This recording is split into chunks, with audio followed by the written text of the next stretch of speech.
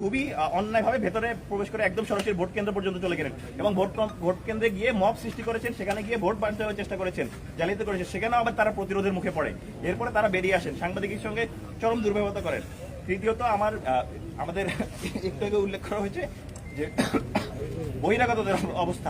বহিরাগতদের অবস্থান চরম আশঙ্কাজনক। আমরা কিন্তু আজকে অলরেডি দেখতে পেয়েছি রবীন্দ্রনাথ ঠাকুর হল থেকে ছাত্র দলের কেন্দ্রীয় একজন নেতা আটক করা হয়েছে।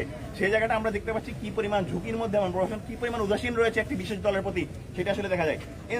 বাকচাষের ব্যাপারে আসি, গণতান্ত্রিক ছাত্র সকালবেলা তারা মব তৈরি করলেন, অভিযোগ যদিও আমাদের প্রভোস্ট স্যার সেখানে বলেছেন যে 100 গজের বাইরে করতে পারবেন, লিগ্যাল গ্রাউন্ড রয়েছে, ধরে নিলাম আমাদের লিগ্যাল গ্রাউন্ডের ব্যাপারে তাদের অভিযোগ রয়েছে, তারা সেখানে অভিযোগ দিতে পারতেন, তারা প্রভোস্টের কাছে জানাতে পারতেন, রিটার্নিং অফিসারের কাছে জানাতে পারতেন। তারা সেটি না করে কি করেছেন, সেখানে পরিকল্পিতভাবে মব তৈরি করেছেন, সেখানে লাইভে গিয়ে আমাদেরকে সেখানে বিকৃতভাবে উপস্থাপনের চেষ্টা করেছেন। এগুলো কোনোভাবেই নির্বাচনের সুস্থ পরিবেশে আসলে রিপ্রেজেন্ট করার মতো আচরণ না। এবং সর্বশেষ আমরা দেখতে পেয়েছি গণতান্ত্রিক ছাত্র সংসদের একজন প্রার্থী তিনি অন্য হলের গিয়ে কেন্দ্রে গিয়ে করছেন। এগুলো সবগুলো আসলে কি নির্বাচনের আচরণবিধি লঙ্ঘনের জায়গা পড়ে।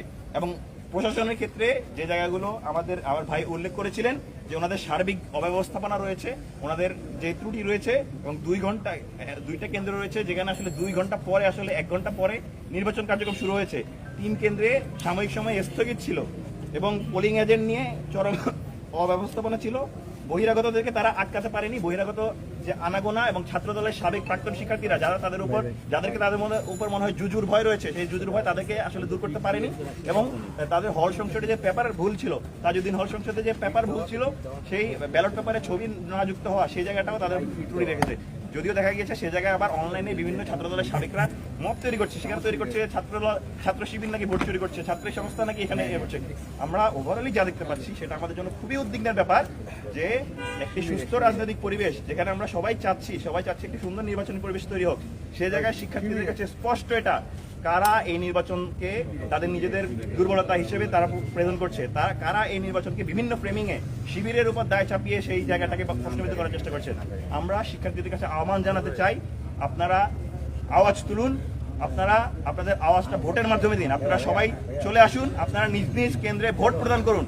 এবং ভোট প্রদান করার দ্বারা এখনো অনেক কম কাস্টিং হয়েছে। আপনারা যদি ভোট প্রদান করেন, এই ক্যাম্পাসে যারা জুলুম রয়েছে সেই জুলুমবাজকে এখানে পতন করা যাবে এবং একই সাথে আপনারা যে সাম্য ন্যায়ের ইনসাফ চান সেই ইনসাফটা কায়েম করা যাবে। আমরা সবার প্রতি আহ্বান জানাচ্ছি, আপনারা ভোট কেন্দ্রে আসুন, ভোট প্রদান করুন এবং নিজের মতামত প্রকাশ করুন। আপনারা যদি ছাত্র দলকে ভোট দিতে চান তাকেও ভোট দিন, ছাত্র শিবির সমর্থিত প্যানেলকে যদি ভোট দিতে চান, সমন্বিত শিক্ষার্থীদেরকে ভোট দিতে চান তাকেও ভোট দিন, শিক্ষার্থী ঐক্য ফোরামকে ভোট দিতে চান তাকেও ভোট দিন। কিন্তু আপনারা ভোট দিতে আসুন এবং আপনাদের গণতান্ত্রিক মতের প্রতিফলন করুন।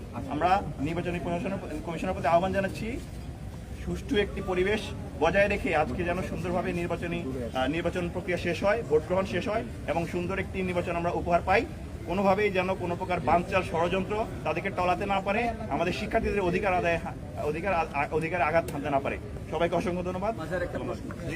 ছাত্র দলের প্রার্থী তিনি একটি অভিযোগ করেছেন ছাত্র শিবিরের বিরুদ্ধে যে আপনাদের বহিরাগত যারা নেতাকর্মী রয়েছে তারা বিভিন্ন ক্যাম্পাসের আশপাশে এসে বিভিন্নভাবে তারা ক্যাম্পাসে প্রবেশ করে এক ধরনের ছাত্র বা ভোটারদের প্রভাবিত করার চেষ্টা করছে, নীল নকশা তিনি বলেছেন।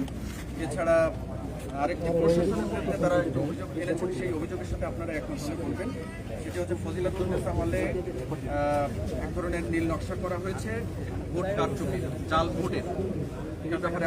দেখুন, দুইটি খুব অ্যাবস্ট্রাক্ট মন্তব্য, এখানে কোনো কনক্রিট কোনো ডকুমেন্ট নেই, কনক্রিট কোনো প্রমাণ নেই। কে আসছে, কে নীল নকশা করছে বলুন, দেখান। ফজিলাতুন্নেসা হলে কি হয়েছে, পুরাতন ফজিলাতুন্নেসা 15 হলে কি হয়েছে সেটিও দেখান। কোনো দেখাতে পারবেন না তারা, সব অ্যাবস্ট্রাক্ট মন্তব্য, সব অ্যাবস্ট্রাক্ট দায় চাপানোর রাজনীতি। প্রথমত একটি অভিযোগ আছে যেটা বলতে পারেন, আমাদের সকালবেলা ছাত্র শিবিরের শাখা সভাপতি হয় কেন একটি হলে এসেছিলেন, তিনি যখন দেখতে পেলেন